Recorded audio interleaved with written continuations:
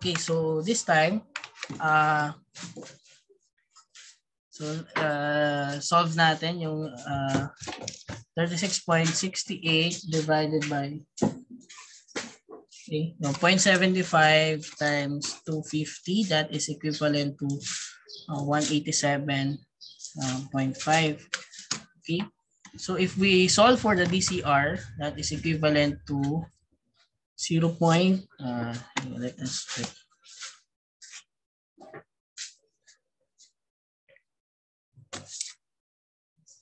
Okay, that is equals to 0.81.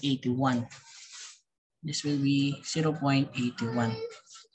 Okay, so this is the demand capacity ratio or the interaction equation for problem 3, considering that the load combinations is dead load, live load plus wind load, and the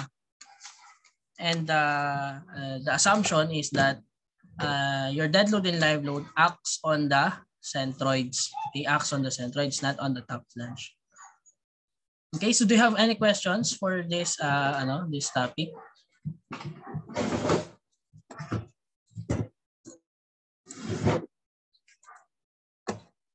Okay, so ang guide nyo lang class is just remember these steps. So first, find the area loads. Okay, next, determine the member loads. Okay, distributed, uniform. Okay, so this will be the stresses multiplied by tributary width.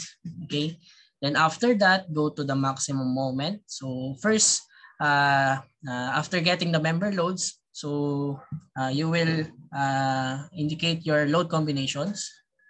Okay, your load combinations over inside. You check your load combinations. Check your windward or leeward coefficients. So coefficients of wind. Okay. If you have a windward, a leeward coefficient, so that is going outside, so that will be okay. So contradicting siya doon sa side natin. So kapag leeward, ganito yung free body diagram for the wind. Okay, so for the leeward side, your free body diagram for the wind is going outwards. Okay. Then also load combination, coefficient of the wind, and verify if you need to separate. Okay, you need to separate if you have tangential load that is acting on the centroids or acting on the top flange. So you will find WN and WT. Then after finding WN and WT, go to the maximum moment.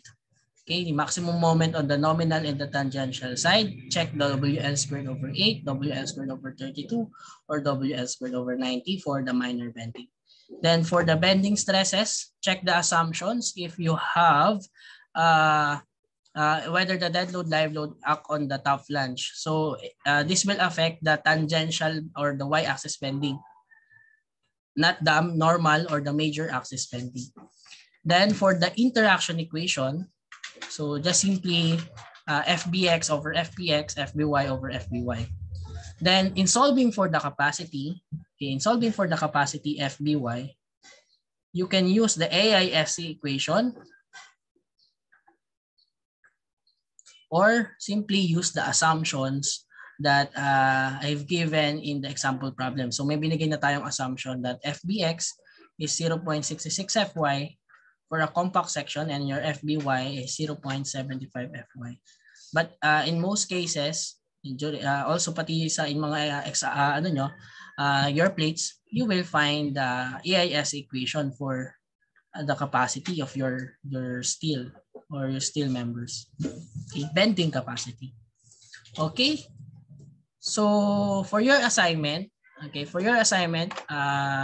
you will check the bending stresses FBX for dead load and live load combination only for problem 1. So your FBX is given this answer 151.14. You calculate the bending stress FBY for dead load and live load combination only. FBY is 169.6. And calculate the maximum ratio of the actual to the allowable bending stress ratio, or basically the demand capacity ratio, using the combination. Okay, just check this, your combination, which is 0.75 DL D times L times W. Okay, so do you have any questions? Okay. Sige. So for our laboratory, okay, so